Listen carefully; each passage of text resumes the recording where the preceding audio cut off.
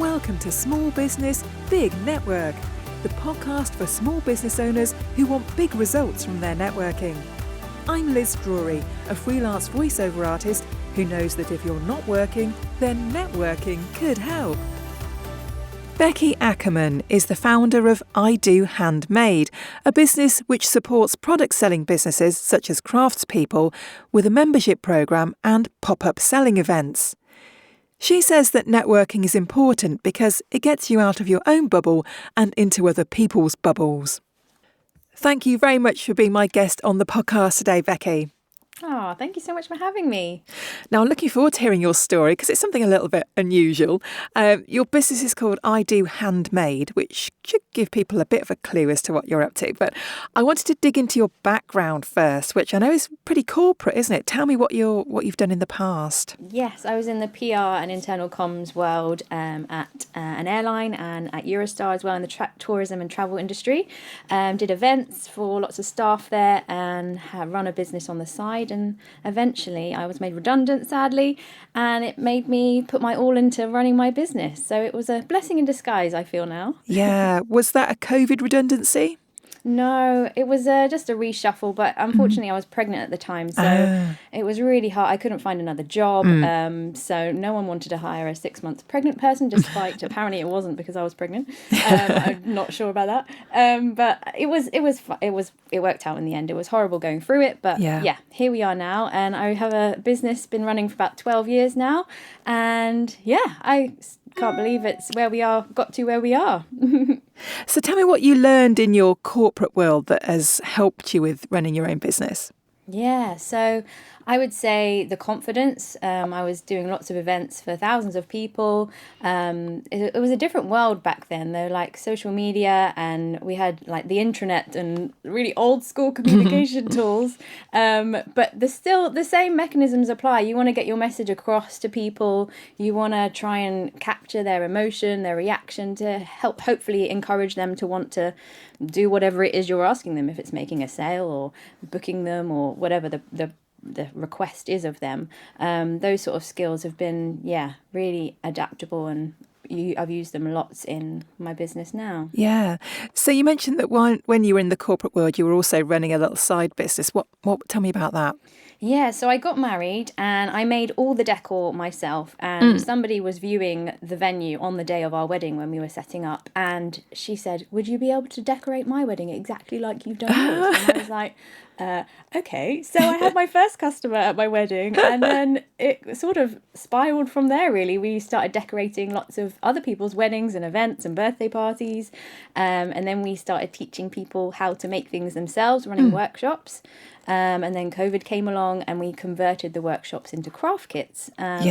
So we've pivoted quite a few times, and we've pivoted completely since then too.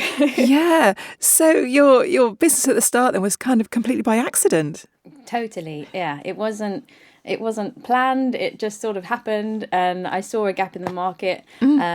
People like budgets are the weddings are so expensive, and so if you can make things yourself, there is a way of doing it. You can hugely cut so much cost. So I did it with my mum. So my mum helped make everything, literally made everything but the dress. So tell me about some of the things that you did make. So my mum baked a macaroon cake, a macaroon tower. Yeah. We made signage. We had a big picture frame. We sewed chair ties to the chairs to make chairs not look so ugly. Yeah. We covered jars in doilies. We filled jars with flowers. We hung jars all around the walls. Yeah. We hung doilies all around the wall like bunting. My mum sewed lace for tablecloths. We had table settings as Scrabble boards, and everyone's names were Scrabble letters, and they could play Scrabble. Who won got to have their dinner first. So that was a fun way to create some fun as well. Fantastic. We did something quite similar for our wedding as well, though nobody asked me to do it for them afterwards. But I have a picture of my husband sitting on the floor making little sugared almonds in nets that were going to be favours. And we had people, family people help out with flowers. I made my own tiara. My mother-in-law made my dress. Yeah, very similar to what you did. And it was lovely because it involved so many people and they liked being involved. Yeah, and the day becomes a bit more special and a bit more unique and more you. Yes, yeah, absolutely. So that's how you got into that. Now things are a bit different these days, I think. So you then went on to the kits. Oh, what were the kits to make? Yeah, we made craft kits for people to make at home. So we used to run the workshops teaching people how to get crafty. So we did crochet ones, we did block printing, calligraphy. And so in the end, we converted all these into things for people to make at home during lockdown. Yeah. And then we were looking for the world sort of opened up again after COVID, and we were looking for places to sell them. So I reached out to Westfield Shopping Centre in London just to see if I could hire like a little shop. And they told me how much it was, and I was like, oh my goodness, can I share this space with somebody? So I put an advert out on Facebook, and cut a long story short, I had 180 people interested in sharing this space, and I ended up not having a little stall for myself because it turned into this pop-up operation where small businesses could have a chance to sell their handmade products at this little sort of pop-up that we hired in the walkway between all the shops. Yeah. So every day there was 8 brands there, and they could book for a day or 2 days. And so, we ran a pop-up there for 6 weeks. And then Westfield asked us to come back, and we did. And we made it bigger, and then we sold out in 48 hours, about 400 stalls. And I realised there's a real need to help businesses get into the retail industry and get onto the high street because it's just so hard. You just can't afford to rent massive shops. You can't afford the furniture. The leasing, all the contracts, all the admin. We try and help support product selling businesses get into the high street and grow their businesses. Yeah, fantastic. So you're still doing the pop-ups, aren't you? Yes, we're at the Ideal Home Show in Scotland in May, so we're building a handmade village there, which I'm really excited about. We did it last year and it was fabulous, and it's such a feel-good energy when you go to those sort of shopping exhibitions, and you can go shopping yourself as well, so it's quite fun. So who are your sellers? What are they selling? So anything handmade or personalised, anything creative. They might be jewellers. They might sell ceramic mugs or homeware, perfume, candles, greetings cards, stationery. Literally, when you walk into a shop that sells anything, any aisle, you can usually end up creating it yourself. Any sort of homeware. Clothing as well. So And where are they from? Are they from all over the country? Yeah, all over the UK. We started in London, so the majority of our audience is from the south, but now we did Scotland last year and we've branched out now. We also partner up with offices as well around the country, where we help brands get into their reception areas because it's a busy footfall. So we've got about 80 offices on our books where brands can sell their products there and get their products in front of a new type of audience. So they're all around the country as well. So the audience is gradually growing across the UK. Yeah. And are you doing this all on your own, Becky? Have you got a team with you now? Yeah, we've got a little team. Oh, they're amazing, and I'm so grateful. I've found them all. It's really hard to grow a business, and doing it solo is impossible. So, it's a team of about 6 of us now, and we all do different parts to help bring this business to life.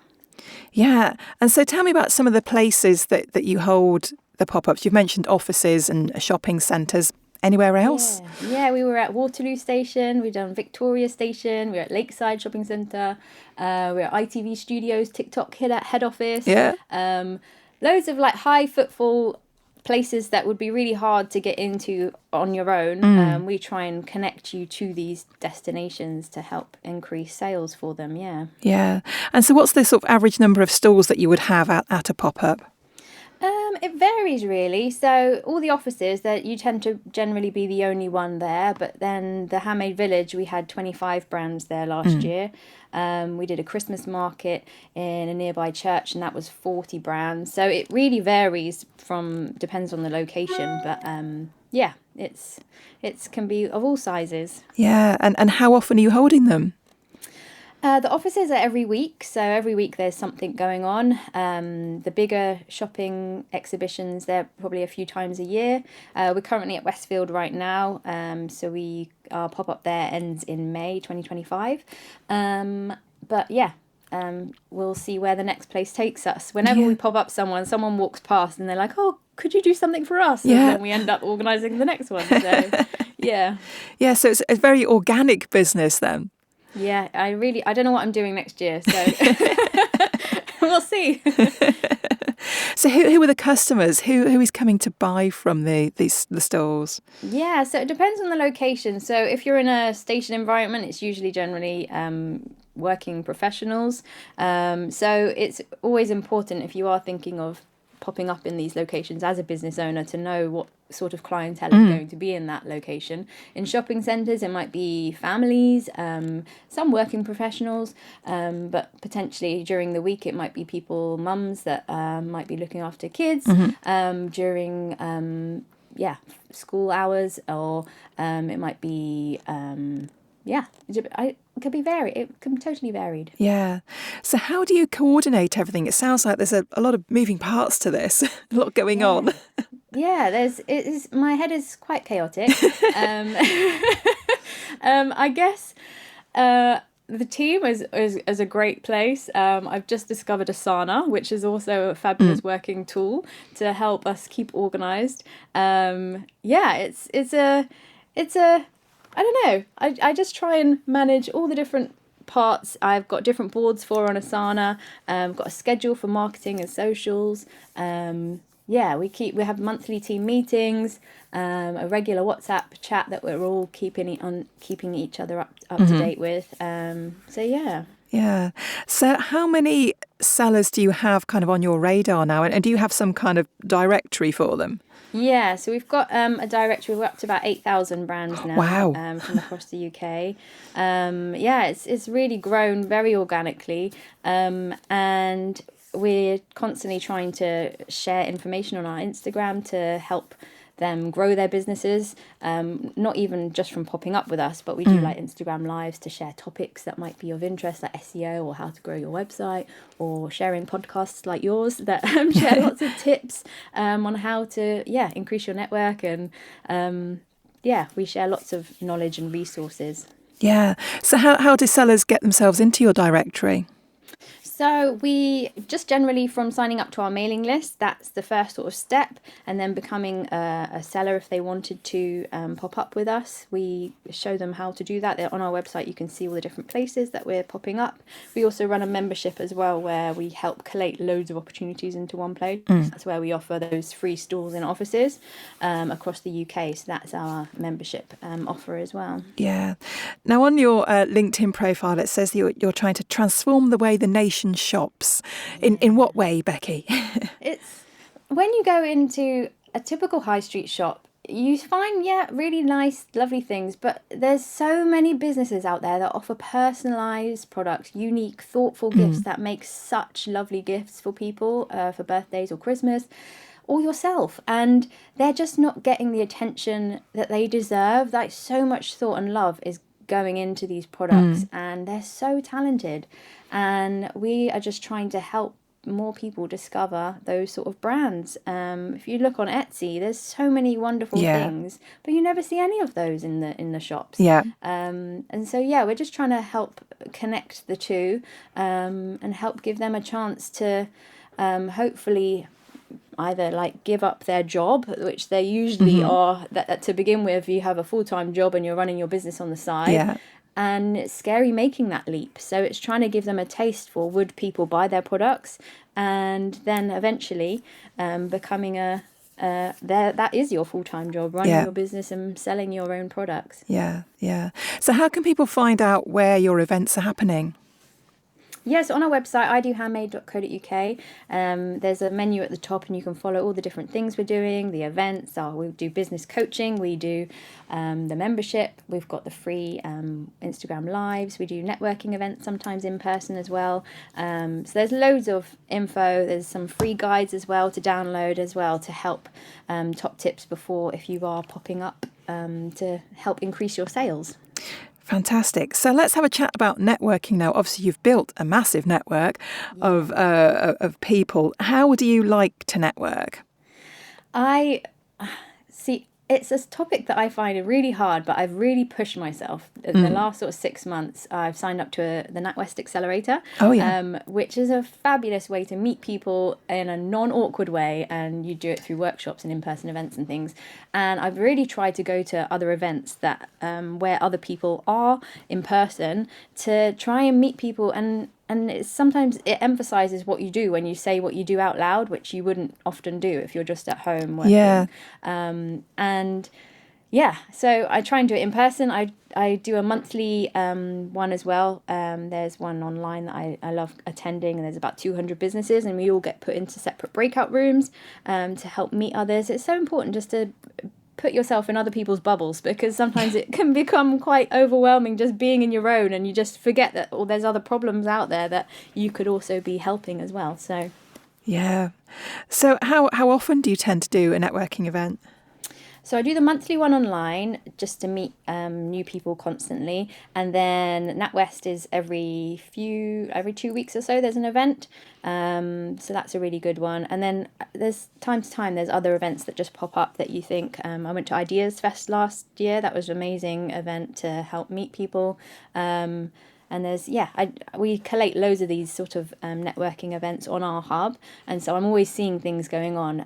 Virgin Money do ones as well, Santander. Lots of the banks do loads of events now for business owners. So, yeah, signing up to their mailing list is a great way to just seeing what's going on. Yeah. And what would you say that your business has got from it? I think it's the connections, really, because you find people that could help our community. So I've met loads of people, for example, a lot of the Instagram lives we do, like SEO coaches, or how to grow your website, or how to sell on Etsy, all these specialist topics that we don't know too much about. We're partnering with these people that I've met at these events to help connect our audiences and help each other. So it's a great way to sort of spread more educational support to other businesses that might be in need, that don't know where to look or don't know where to find things. So that would be, the main thing, I reckon. Yeah. And is networking something that you encourage your members to do as well? I do, and so many people. It's a word that nobody likes using. As soon as they say it's a networking event, it's like So we have one for our members. We call it the Hub Hangout, and we meet. And it's not loads of people attend it, and I feel some people might be put off by what it is. But as soon as someone comes along, they're like, "Oh, this is fun," and then they come to the next one. So sometimes if we label it slightly differently, then more people might turn up. But it's a difficult one, because all the introverts hide away and all the extroverts are like, yes, I will come. It's just trying to how to meet those introverts where they are, and to try and help them know it's a safe space. And So when they get over that reluctance and they do turn up to a Hub Hangout, what do they get from it, and why do they come back? I guess it's realizing and meeting people that are going through similar things that they're going through. We play games, so we try and have fun. So we played Have You Ever last one, a business edition, not the drinking edition. And it's just chatting through things. Have you ever gone viral? Have you ever launched a product that flopped? Have you ever, and you have conversations, you realize, I'm not alone in this. And it's that building relationship and having someone to bounce ideas off and ask questions with. It's a safe place. So yeah. And so what are your future plans for I Do Handmade? Yeah, so we're growing the hub membership. So we're up to about 220 members, I want to say. So growing that. I just launched business coaching, helping businesses help them meet them in those hurdles and help them get past things. So helping any product businesses with that. We've just launched a business boost. So it's a monthly coaching session. It's a group coaching to help give the accountability to help move their business forwards and working through the goals and tracking stats and seeing if the business is growing. So that's a new product we've just launched. We've got the Ideal Home Show in May, I mentioned. Seeing where this year takes us. So what kinds of costs are involved for your sellers? So for members, it's about £40 a month. And for our pop-ups, it varies from place to place. All the office pop-ups are free, as included in your hub membership. And yeah, it really varies. So Ideal Home Show starts at about £150 a day for a stall there. So the beauty of it is you don't have to book for the whole 4 days. Yeah. So if you were to book a kiosk there, you'd have to kit it out with carpet, electricity, lighting, your furniture, and then pay for the whole 4 days, which some people can't be there for 4 days. So we're trying to create that flexible opportunity to try it for a day and see if it is right for your brand, and if it is, maybe buy a kiosk next year. Yeah, perfect. So finally, Becky, if people want to get in touch with you and join your membership or find out where your next pop-up is, what is the best place for them to find you? Yeah, head on over to our website, so idohandmade.co.uk, or over on our Instagram, which is idohandmadepop-up.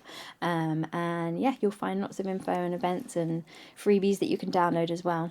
Perfect. Well, thank you very much for being my guest, Becky. Oh, thank you for having me, Liz. Thanks for listening to Small Business, Big Network.